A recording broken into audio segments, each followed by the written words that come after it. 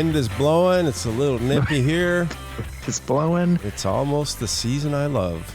It is. October blew right in. It's October 1st, folks. The year, it's 2024. Welcome aboard, everybody. You listen to the Crushing Iron podcast, and this is episode 802. Are we officially in fall? I can never remember with that solstice thing. I got no idea. Okay. I mean, it doesn't matter. It doesn't matter. It feels like fall. The sun's out. The wind's out. Some leaves are starting to fall. Playoff baseball starts today. And I think that's how some people consider like fall started. But yeah, it's October. I mean, hell, if this isn't fall, I don't know what it is. It's a beautiful day. It was a busy, somewhat racing weekend. Had a bunch of races in New York, 70.3. And you had the Ironman Chattanooga Olympic distance race. No, all kidding aside. Then you had Augusta that was supposed to happen but was canceled. It was a busy, weird. I don't think I ever remember a weekend like that where, talk about not being afraid to fail. We were not afraid to fail in our predictions last week because we predicted that the race would go off without a hitch. They wouldn't cancel the swim till at the earliest Saturday or Friday night. And they were like, hey, Thursday lunchtime, let's just pull the swim. They pulled the swim super early, which I was shocked at. And to be totally frank, I thought it was ridiculous. They pulled the swim before Augusta even canceled the race. Then Augusta was just trashed. Mm-hmm. But having said that, I think it gave extra time to the athletes to let it soak in what the day was going to be. And for all intents and purposes, everybody that I had that was there said it was a great experience. Obviously not doing the swim they were very bummed.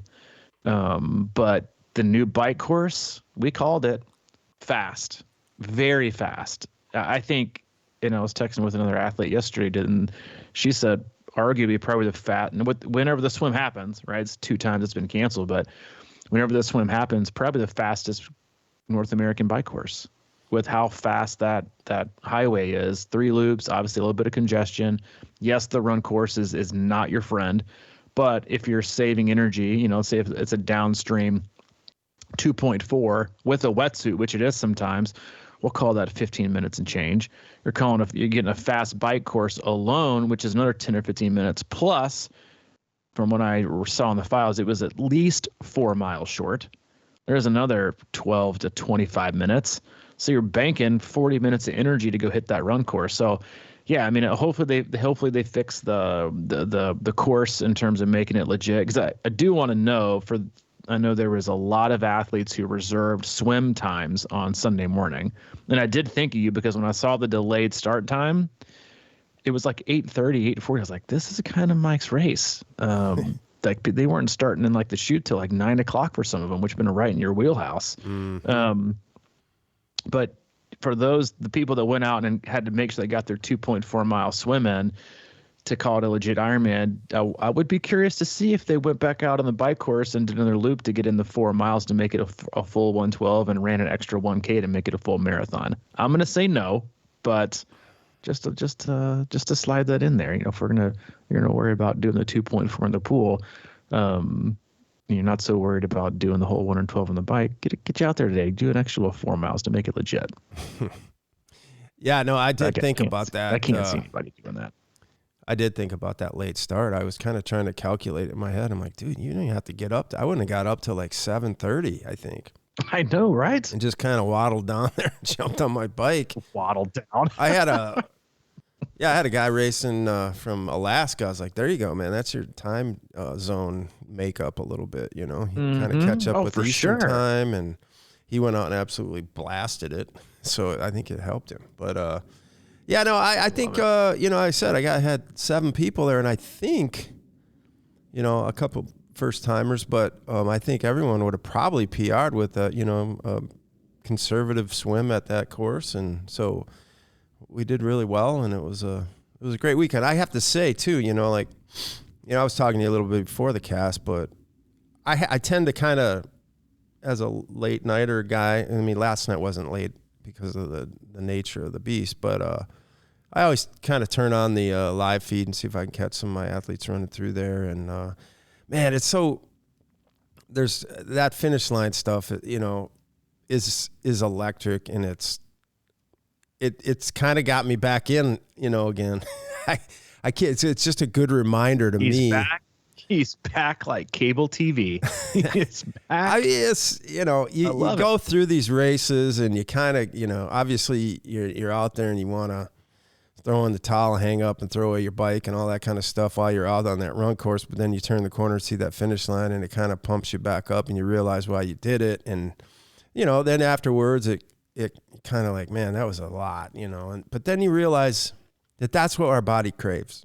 We crave hard work. That's the most primal happiness our body can find, I think, sometimes, even though it sucks. And I keep wondering why I keep getting drawn back into it, but I've talked about it before, like how I feel probably my most happy when I'm running out on trails or something, or just kind of out in my own breath.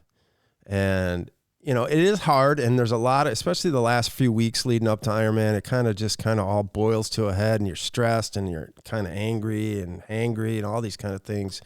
But the reality is, in the big picture, it's the best thing for you to keep you on track.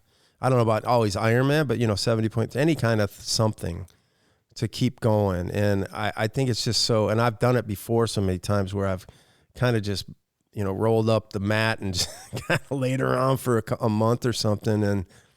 And I'm trying not to do that. I really think it should be used almost as a catapult, and you can keep getting better. And I think one of the hardest things sometimes is to recognize that you are getting stronger. And, sometimes it takes somebody from the outside even. I've got a buddy he's like, dude, you've changed so much in the last 10 years and you don't even realize it really, but it does take kind of a fresh eye on the situation. I think we're kind of in the inertia of it all the time and don't recognize that we are getting stronger. We're doing more things that are hard. We're pushing through projects, whatever the case may be, and just generally able to do more things than people who aren't doing what we're doing. So I think it's just important to talk about that. What we're doing is pretty damn amazing. And yeah, it's hard. Yeah, it kind of can beat you up, but I think it's the right path. No, you said a lot of things right there that resonate with me. And one was, you're talking about watching like the finish line. I had a couple athletes there that were there spectating. I started an athlete I've worked with for a long time. I started coaching his brother a few years ago, and he had DNF'd his first full, and like his whole family came down there. And then one of the other athletes that I coach, he went down there to cheer him on. And he just fucking rocked it. I mean, he had a hell of a day, and they both texted me independently. They were like, man, we're here at the finish line. I swore I'd never do one of these again. But man, like there's nothing like this finish line. It is so electric. And they're talking about how like they were tracking people throughout the day that didn't even know. Like they'd see people that in the starting chute to go out for the bike ride that looked like, like they had barely ridden a bike before, had no business being on. They just tracked them all day. Not to like put them down, but just as like a testament to the human spirit. Right, which is why our sport's so amazing, right? You get to ride and run in some of the same course that the professionals do at the same time, the same distance, everything, the same conditions, and anybody can do this.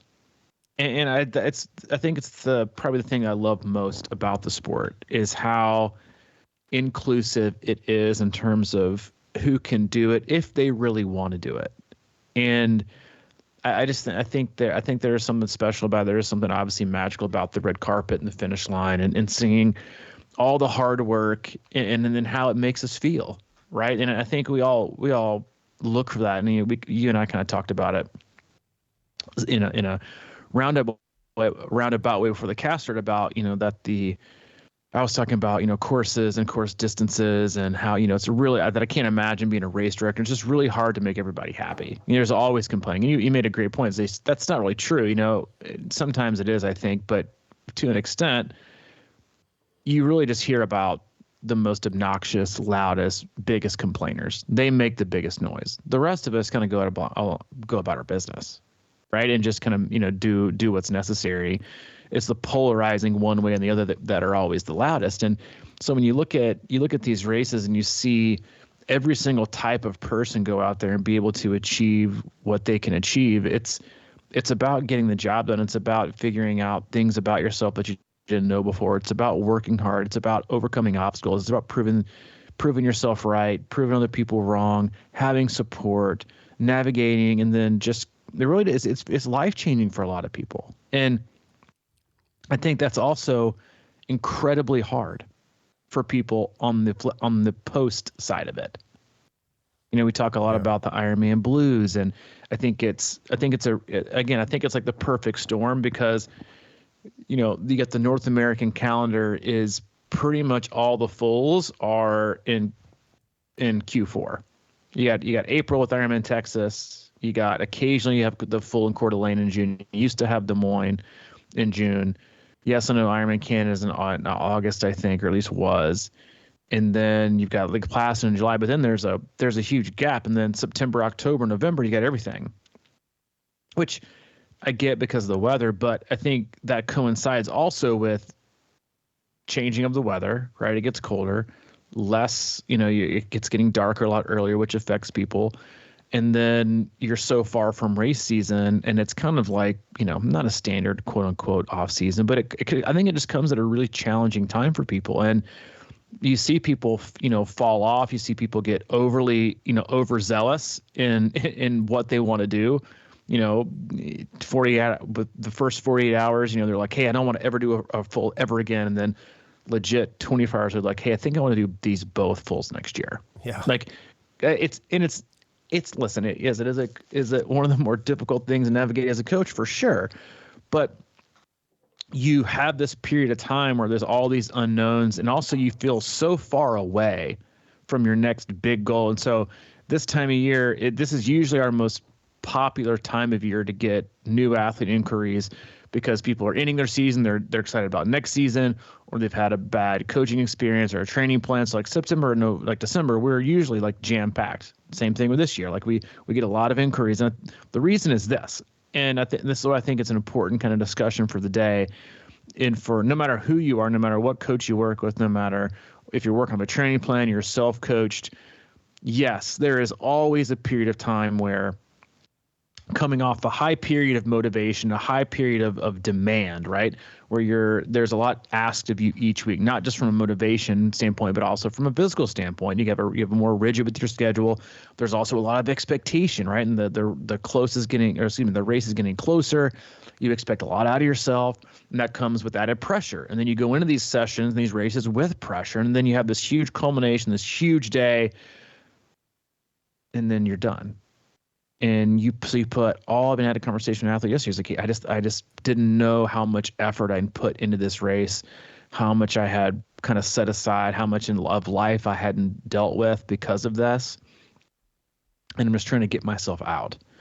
And a couple things to note on that is one, I think that's hugely important, right? The off season doesn't mean getting slower. It doesn't mean being sedentary. Right? It's a time to work on weaknesses. It's a time to address imbalances. It's also a time to get fitter, right? And I was the last couple of weeks in the athlete weekly check-in I've been doing with our athletes. I've been kind of doing a new little section called Athlete Insights, and I've been going back through like the last 180 or longer days of certain athletes' blocks and kind of going through like how we got here, why they're training like it was, and for these 2 full distances, and this last week was a marathon build. One thing that I noted was how short I've been able to make a lot of these big training blocks for fulls and marathons, which most people would work off these really, really long 12, 16, 20 week, what they call Ironman or marathon builds.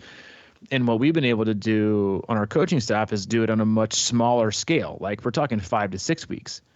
And the only reason you're able to do that, and it's twofold, right? This kind of blends into the conversation of the day and how important staying focused, not totally structured, but focused is in the off season, is that when you look back at these 3 athletes that I kind of did a deep dive in, the reason we were able to do short builds was that they were consistent year round.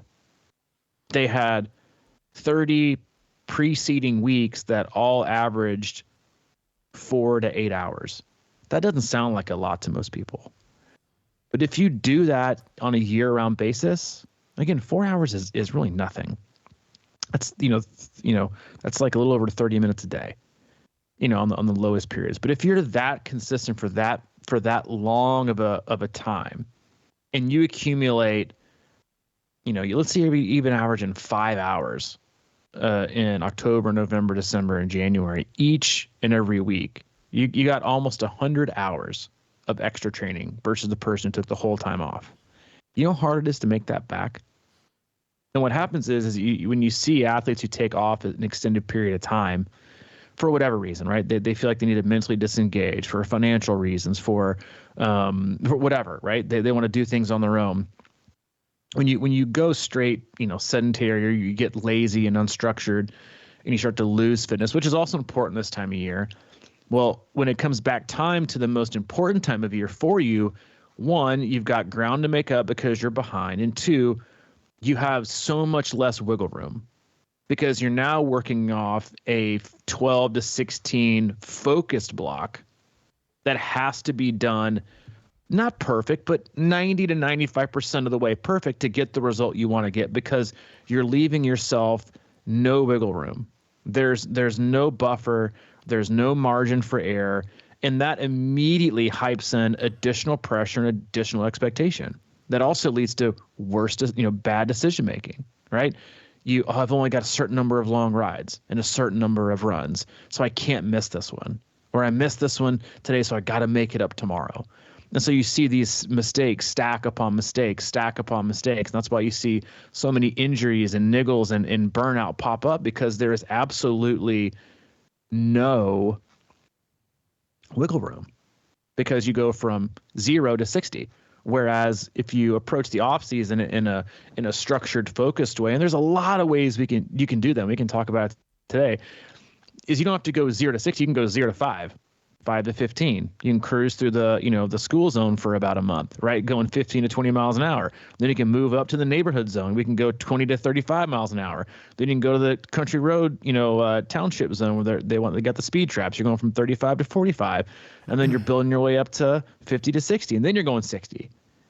And it's a slow burn to move up, but it's still focused. And I just think that's a huge piece that the athletes that get the most out of themselves train on a year-round basis. And I think when they hear train, they hear 12, 15 hours a week, all in, no flexibility. They don't hear, intentional structure, lower volume, different intensity, different focuses, but also being able to work on your weakness. And then again, when there is time to ramp up, you're not feeling that like insane amount of pressure, because you don't have to be perfect. So I think it's a great discussion, especially for this time of year, in just letting things simmer over October, November, December, just doing things a little bit differently, but staying active, right, is a hugely important piece, and able to be successful. Again, if you're coming off the year and you had a great year and you want to get better, you came off a hard year and you want redemption, there's a great way to do it. And none of it really revolves around doing nothing. Yeah, for sure. I mean, you think about that post-race feeling and thought process, and I really like analogies. So I was reading the other day about how monks go for enlightenment, or how they, approach enlightenment and stuff like that. And a lot of times they will, they talk about how the best way to really understand who you truly are at the core is to kind of get away from society and people and what have you. And I'm making an analogy here. And they go out and, they call a lot of times they call them forest dwellers or whatever, but it's just interesting to me because they don't think about words. They just kind of assimilate with the surroundings and nature. They don't look at a tree and think that's a tree. They kind of get rid of all that stuff. But the point of this is that when they don't really ultimately find enlightenment until they come back into society. That's the point, when they realize it's not about escaping totally. It's about assimilating with what is. And I like to think about, just the Ironman race and what that feels like. You're out there, and it's similar in a sense where you're kind of out there on your own, and you're really in your own head, and you're in your own thoughts, and there's really no comfort out there. There's no beds or places to sit. You got terrible food, all this stuff's going on, and you're just figuring out a way. And then when you get done, you have all that experience. I think even Goggins talks about how he learns, so much during an ultra, it's how much learning that can be done. But then we get done, and then for whatever reason, we kind of sit around, and then we sort of just kind of go back into the same pattern. And I know a lot of people, most people probably aren't completely happy with how their race panned out, and then it's like, well, what does that mean? And how do you actually think about things different rather than just kind of coming back and slowly starting to go into the same habits, whatever those are? They could be not working out, or like you're saying, it's something as simple as addressing what you really want to address and working on that. And I've been talking to a lot of athletes about that. Now it's like, we kind of, some of us kind of get the same results. And I think that's one of those things where it's like, let's take what we learned during that race and what we thought about and really kind of get serious about looking at what we need to work on, because it is something where you can kind of just let it go for a while. And then you just kind of, it's everything in life is that way. It's sort of like you just sort of go to what's comfortable and familiar rather than actually addressing something that is going to make a difference, right? I was, believe it or not, watching an interview with Teddy Pagash's coach. Maybe it's the one you saw. And he was talking about zone 2, and it was like an hour interview, and I couldn't understand like 95% of what he was saying. And I'm just thinking to myself, well, because what you're saying is that consistency year round, and it doesn't have to be anything like super fancy. He was even saying, it's like, look, most of these guys are like 90% of the time they're just doing zone 2 work or less, just to stay in there and build that base and build that engine in such a way, endurance engine, right? So I just think about that, like in my history, if I would have just kept going right now, right? Getting to the next year, like you're saying, and you don't have to do crazy rides all summer just to catch up. And I think that's the biggest thing. It's that analogy of if you're studying the whole semester, the final should be easy. But if you're cramming the last few weeks, then it becomes a lot harder and it's a lot more stressful. And I think that that's a really good lesson to think about in terms of, 4 or 5 hours a week. Starting now, that is such a massive payoff in the long run. It's even like people who don't want to ride 6 hours all the time. If you're doing 2 to 3 hours throughout, rides, long rides over the next 3 or 4 or 5 months, maybe we can just do a lot more 4 to 4-ish rides or whatever, and you're going to be fine, I think. I've proven it without that, so I think that matters. Staying in that low to medium range throughout the off season is pretty strong. And I think that's the fun part of it, right? Is there's a lot of ways to look at what you want to get better at and then just focus on it. And I think that's one of the issues that most athletes have is they assume that you have to be in like a very structured swim, bike, run format year round, which isn't true. There's a lot of weeks we can go down to 1 swim and 1 ride, increase run sessions, increase strength sessions. If there's something that you're really struggling with and you get better on your swim, then maybe go 4 to 5 swims and downgrade, on the runs and the rides. I think one of my favorite formats now is like to go with a, almost, kind of a hidden, it's not real, but it's kind of a hidden weekend off where you do all your training Monday through Friday for the most part. And again, nothing long. And then Saturday mornings, you get up into your long run of the week. And, from like, for me, like this last week, I got up and did my long run at early and I was done at 7:30. Then I was done for the weekend.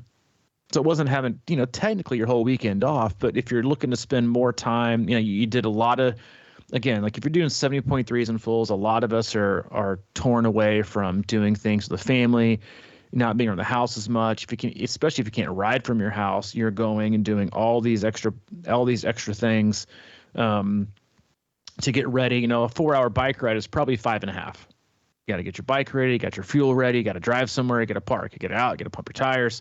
It's so time consuming. You get done and home for the day, and you're not worth a damn because you've been biking for 5.5, 6 hours, or 3.5. Then you got to rest and you got to get up and you got to do your long run Sunday, so being able to free up like those weekends and really keeping some structure during the week, right? Because, even if you've got, busy schedule, sometimes it's easier to fit in structure during an already structured week. When you hit the weekend, you're not structured with work or other obligations. The last thing you kind of want to do is add in structure, so like that's a great way to kind of weave in being able to still increase fitness, still have a schedule, but also still take time to, to rejuvenate and refresh and feel like you're taking a break. When in the reality is you're still working out 6 days a week, but it only feels like 5, because by the time you're done with your run on Saturday, no one else is up, or you get up, maybe having breakfast with the family, you get out and doing things, you're not having to miss things, you don't have to rework your schedule. And it's a huge opportunity to have kind of a break. At the same time, you wake up on Saturday morning, you're feeling good, you don't want to go run, the weather's beautiful, go ride your bike. No structure, no nothing, just go have fun, right? It's the best time of year to be outside. The best time of the year to be outside. And there's so many ways to go about that, and to look at, hey, like, and again, I think focusing on a weakness is a great thing. Doing a specific block where you kind of put the other ones on the back burner a little bit. You keep a little bit of feel for the water, maybe 1 or 2 runs a week. But let's say cycling is your weakness. You want to ride 4 or 5 times a week, then do that. Or you just want to go into, I was telling another athlete who lives on the West Coast, I said, I like to call this a volume phase. It's vol, and we're doing a lot of volume, and it's got absolutely nothing to do with any structure from intensity, but you've been basically structured since January. Since January, you've been structured. You had a great year, ended up with a great race. So now here's just a certain amount of hours to swim and ride your bike for the next 3 to 4 weeks. And just go have fun with it. Meet up with friends you used to tell you can't meet up with. Go on group runs, group swims, group rides, anything to kind of get yourself, out there and moving, and have fun with it. And I do. I think there's people hear training, they hear rigidity and structure and dictatorship, not, guidance and suggestions and support and healthy accountability. I had an athlete earlier text, hey, we're going to do the run program again this year. And she was like, hey, would a half marathon or a marathon in November be, would interfere with the run program? They just did a full Ironman in Maryland. And I just said, a marathon is a terrible idea. You just did one. And you're already considering doing an early season full. No, that'd be a terrible idea. 3 marathons in like 8 months, bad. Half marathon, that's fine, right? Weave it in there, we'll make it happen. So like again, a lot of bad decisions are made in that October to January timeframe, either race wise, race schedule wise, or nothing wise, right? You indulge as much as possible during Thanksgiving. You're gonna want to start back again. That's the other part of it, right? Is, the November, December, you got the holidays coming. You have, vacations. You got holidays. People usually like to live it up a little bit. You got extra treats around the house, maybe a little bit extra booze around the house. You're going out to eat more. You got parties. You're not probably sleeping as well. I mean, these are all facts, right? That's a hard time of year. Stress is usually higher, right, with people, because you got family and work and end of year things. Like it's really, really hard. I think for people to navigate that, and then you remove what allows you to mitigate the effect of stress, and that's training, right? Exercise, taking care of yourself. And you think in this vicious cycle, which I think again a lot of people get into, is you have high stress, so you don't work out, you don't have time, you don't have the energy, you don't sleep well, and you don't sleep well, so you have even less energy, and now you're more stressed because you can't work out, and it just piles on piles on piles. And then again, when you're stressed out and not sleeping well, you're not that likely to grab, the veggie tray. You're going to grab, the dessert tray, and you're going to go to work again, then impacting sleep, then impacting decision making, then impacting your ability to feel good to work out again. There's just, I think, a good baseline level of movement. And I think that's just a great way to look at it, is a baseline level of movement for a certain period of time. And if you don't want to do it, don't do it. Definitely don't fight it. But at the same time, it gives you, it's a great October, November, before we head into December rules. I like to look at it for anybody that's post-race. We're just providing you a menu. Here's your week. It's a menu. If you like it, great. If you don't like it, do something different, right? Pick what feels good on each day, and then move on.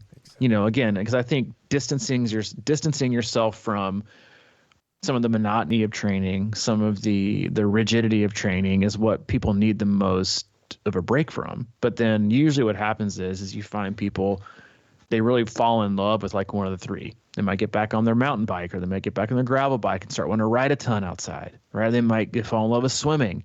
Not always, but that happens. Or, most people I just want to run a ton right now. It's so beautiful outside. I can get out of the day and be done with it. Then that movement leads them to falling in love with something. But it's really hard to fall in love with something to get better when have already committed to doing nothing.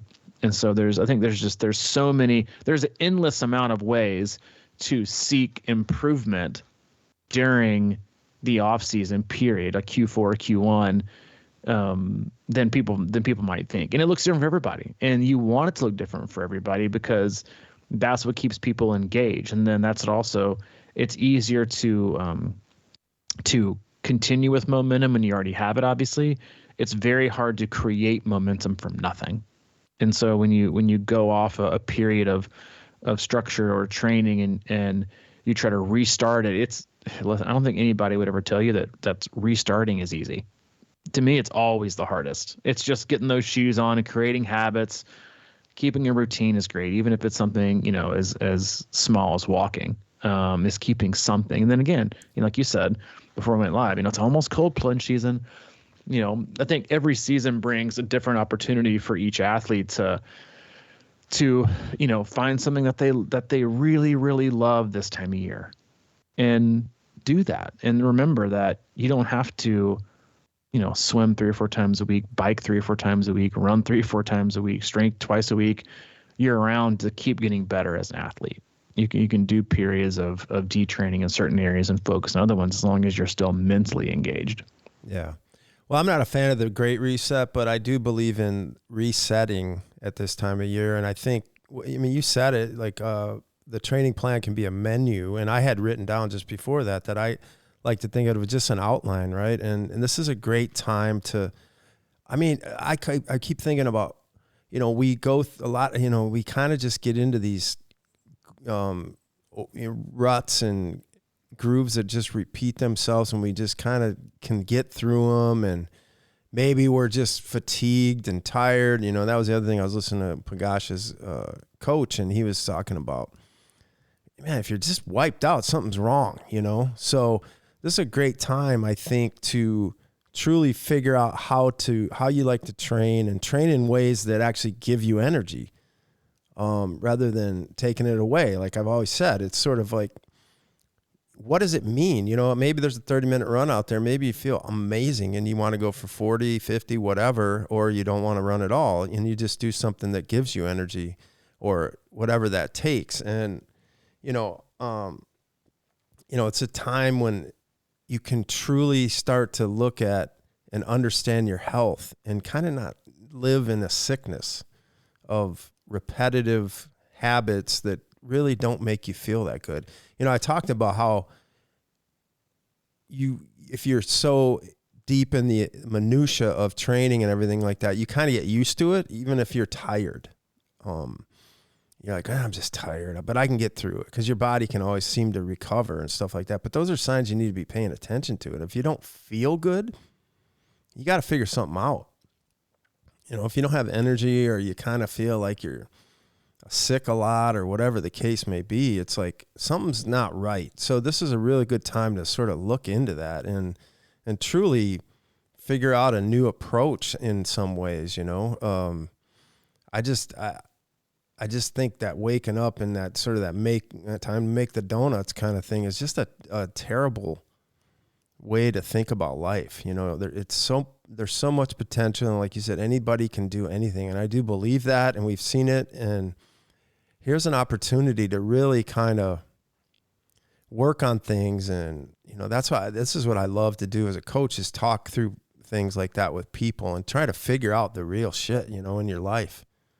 You know, how you eating, you know, how are you sleeping? What do you rest? You know, like how you approaching workouts. I mean, why do you feel weak a lot of times, or why you feel, you know, fatigued or not healthy or whatever the case may be? And then how can we start working on that in earnest and turn that around going into next year and build that momentum that you're talking about? Because it's real tricky to, you know, it's real tricky to start from the stop. And, you know, I always talk about momentum in general in races. It's like, especially on the bike, that's like your biggest asset. And if you're, you know, losing that all the way in and out throughout the race, it's like sometimes harder to kind of just keep getting back up and going. But if you trust the feeling of movement, there's a lot of power in that. And I think it's just a really good time to investigate who you are and what you're doing right now. I mean, I think, again, like you nailed the other area that I didn't even touch on.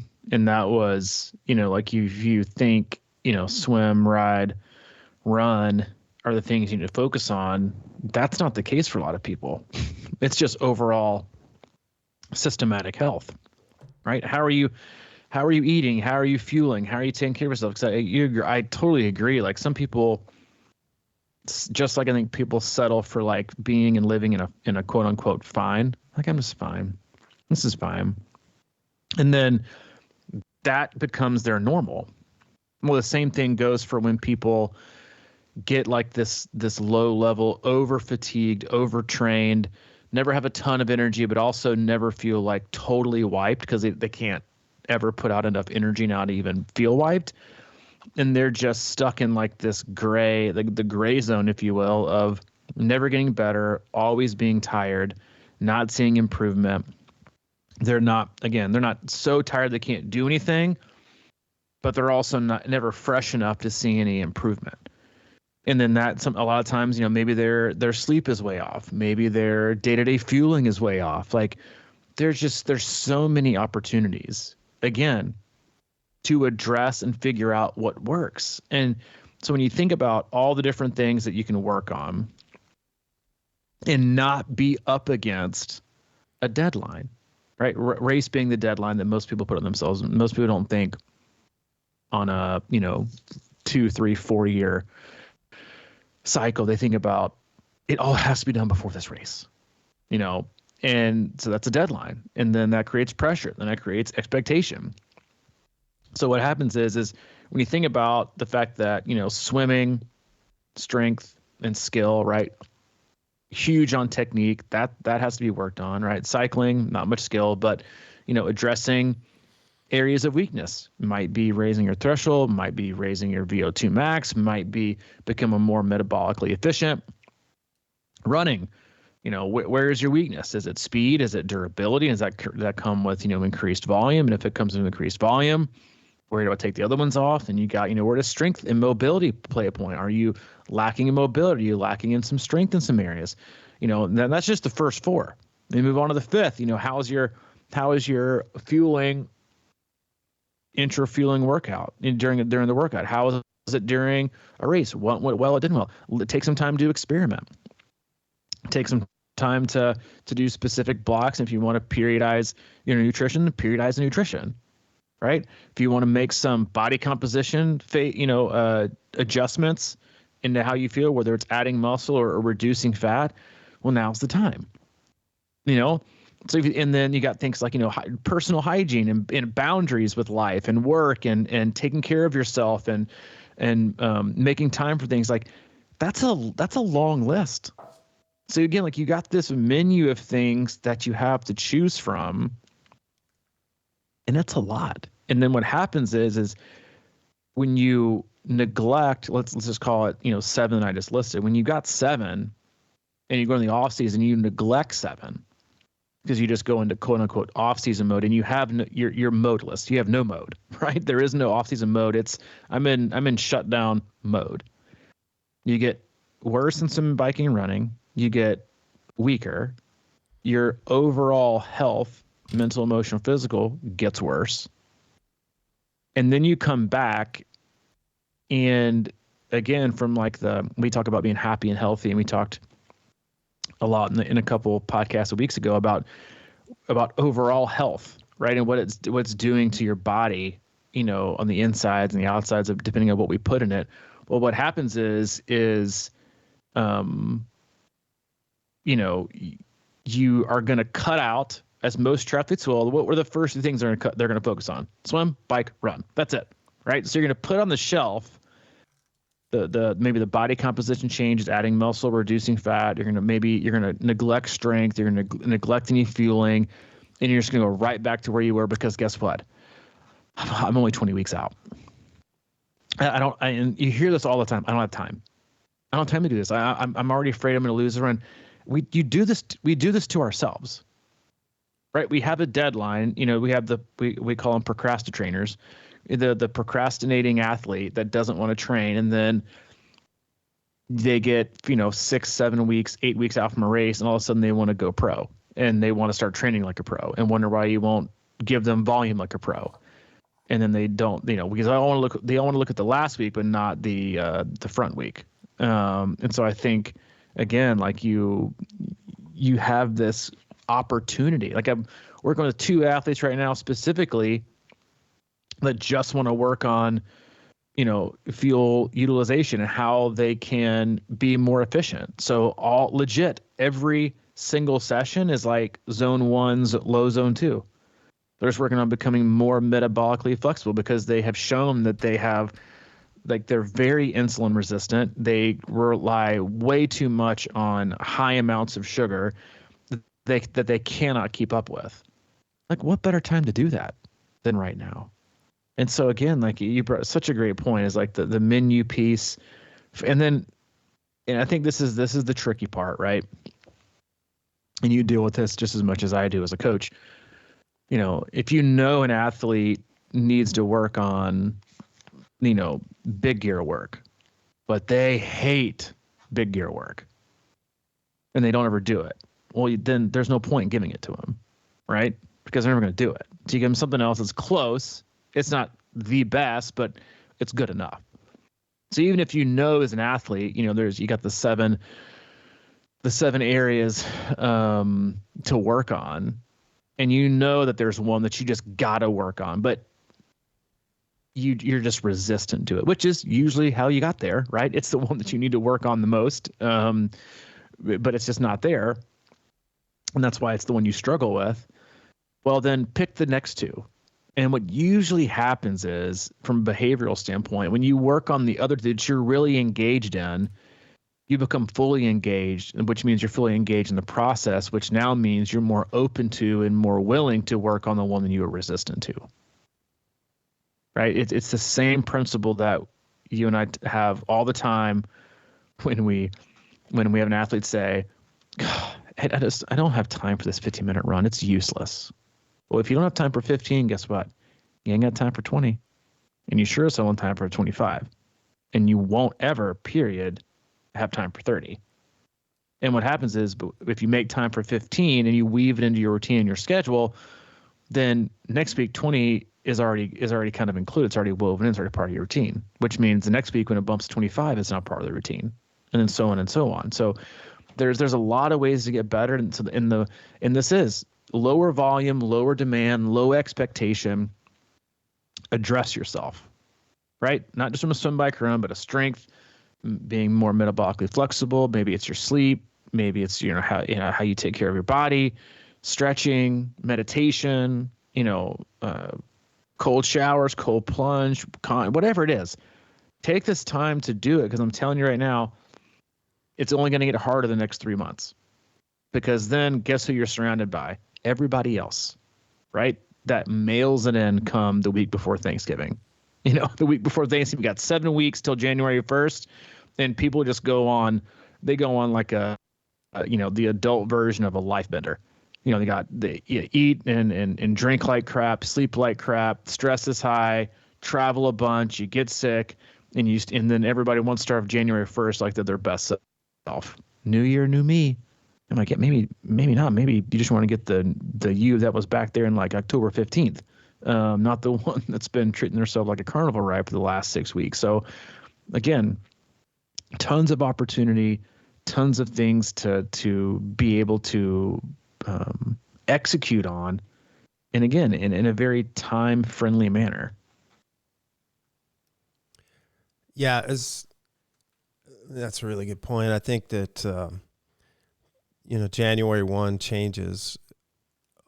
I think we just have to work on those now on some level. I mean, just the cold plunge thing, for example, just for me, it was started easy, but then it got to the point, around that time of the year, whatever it got, I was really good at it or whatever. I mean, taking it. Athletes, me included, really don't like doing things we're not good at. And oddly enough, like for me, that is a kind of the zone 2 stuff, and I think a lot of people fall in that category, that, I was talking to some of my athletes about this. Like, we got to figure out a way to really find joy out of putting in zone 2 time. And because it's, like we always talk about the gray zone, people are always in that. I think a lot of times people will think they're in zone 2, but it's like sort of zone 1, low zone 2. They're not really kind of flirting with that zone 2, that solid zone 2, because it is hard and it kind of like can get boring, and it seems boring. But if you can sort of tweak the way you think about it and realize it's like, this is what I need right now, I do think that that's such an interesting thing, because, like I'll even say is like, I need to work on my strength, and, like that's always the go-to thing. Right. But my, lack of zone 2 training, I think, is what becomes my lack of strength in races. We're not talking about like lifting cars and stuff like that, but I just, I think, endurance athletes need to have that ability to hold on. And when you talk about not slowing down versus, speeding up, the ability to not slow down. And a lot of times that's what it boils down to for me. I'm not doing strength stuff. I'm really doing some things right now that make me feel good, actually. I've always been like a big push-up guy, and I like to sit on my rower now and do different things like hanging and pull-ups, and I'm working on that type of stuff, and it really feels like it's pulling my body together. But like, if you're talking about race-specific strength, that for me, a lot of times that's simple, just endurance work, that I don't put in. And right now, if I can get ahead of that, I feel like that's going to be massive. I keep saying it, but like you're saying, I can't decide to do it on January 1st. I want to, start dabbling now. So by the time it comes around, and then really, like I said, just finding, true excitement about it. I used to talk about practicing the dumbest little drum rudiments all the time, and it was just so monotonous and everything, but it's so critical, to becoming a good drummer. You just have to figure out a way to love it and understand and know deep in your heart that that's making you better. And, it doesn't always just show up. It'll pop in here and there, and you got to recognize like, oh shit, I am getting faster by not going hard all the time or whatever. I can hold this longer. Those are things, right? You got your run program that you developed, and people just kind of notice their heart rate's going down and they're going the same pace or going a little bit faster. That's speed. It's not doing 100-yard dashes all the fucking time. Yeah, what you said about like the zone 2 stuff is, it, and again, people give it such a bad rap because I think it's boring, but it just comes down to, it comes down to recruitment. And, you brought up a great point. Like you thought lack of zone 2 is, a direct, has a direct correlation to strength, and it 100% does. Your aerobic capacity has a direct correlation to the level of your fatigue resistance. So when you think about muscle recruitment and developing from a zone 2 standpoint, you're developing, and then you balance risk and reward, versus, working on fast twitch and going high level, high intensity, especially with things like, running and then cycling and swimming. Is, you can go out for, again, this isn't perfect math, but just kind of give you, again, something to visualize. Is you go out and do a zone 2, workout, and you're creating and getting all this extra mitochondria to develop and recruit, right, from as your muscle fiber. And obviously you're working more on the slow twitch side. You're developing them, you're making them more efficient, you're opening them up, they're making bigger, more capable and stronger, and you can recruit hundreds of them.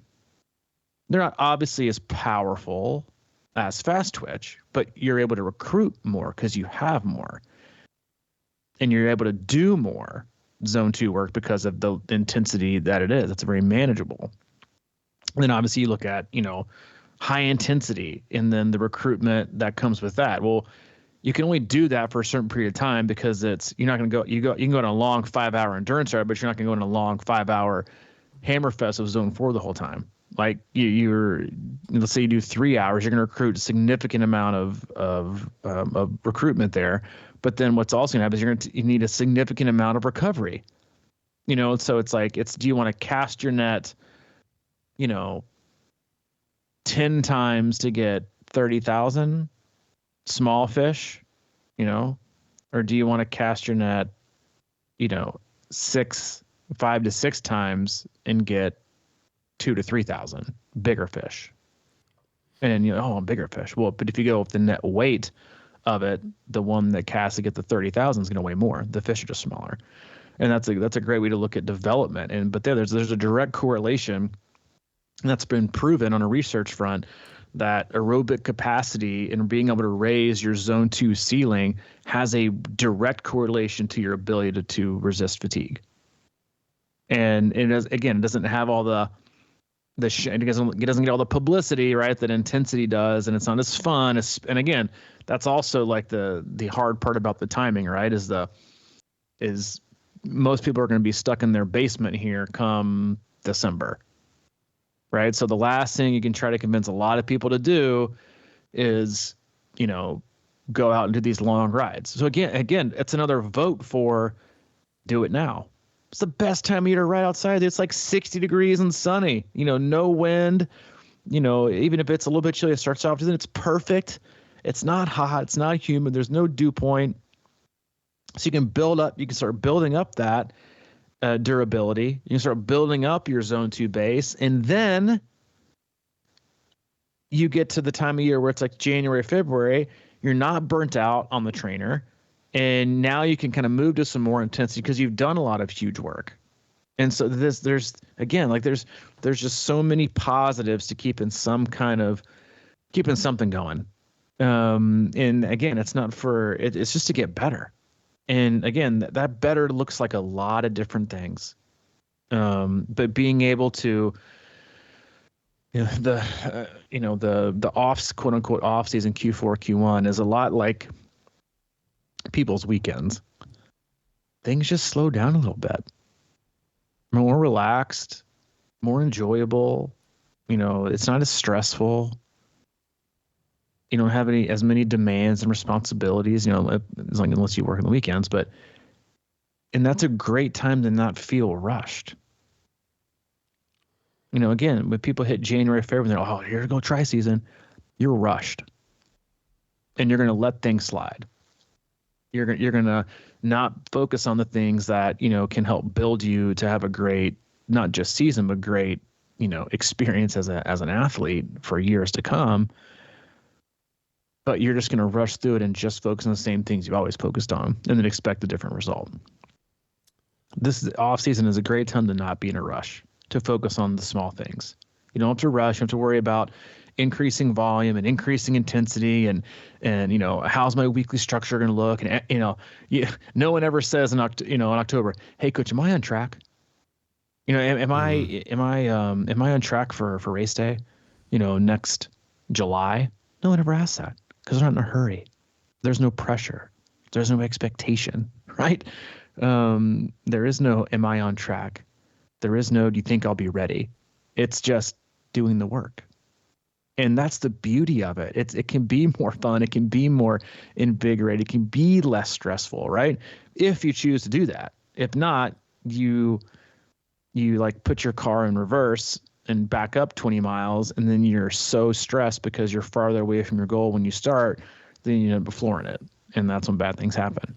And so again, like this, it's the best time of year to focus on small, attainable, yet very, very meaningful goals that will impact you in a pretty big, that can impact you in a huge way come, the thick of the season, March, April, May. Yeah, man, I just think of it as, kind of good time of year to find a way to take pleasure in the process. Figure that out. What feels good, kind of enjoying sort of that subtle grind, that is going to pay off down the road. But it's just really getting excited about it, really. And figuring out a way. And, if you need help figuring that out, let us know. Let me know, whatever. Lots of ops.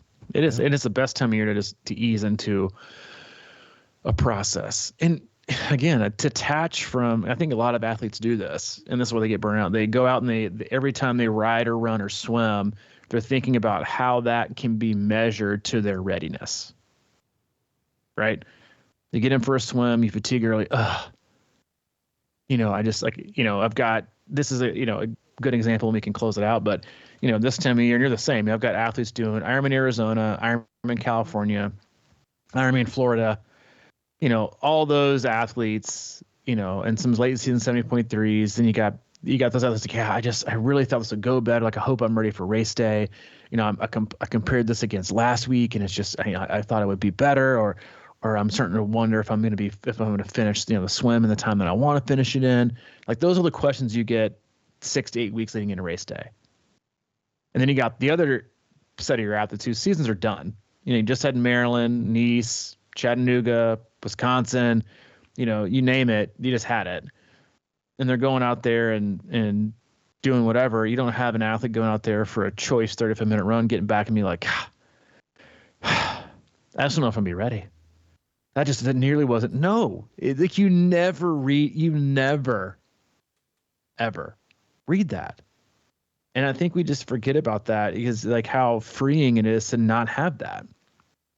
You just go out for a run to do the run. You don't think about the race. Are you ready? How does it feel? There's no expectation.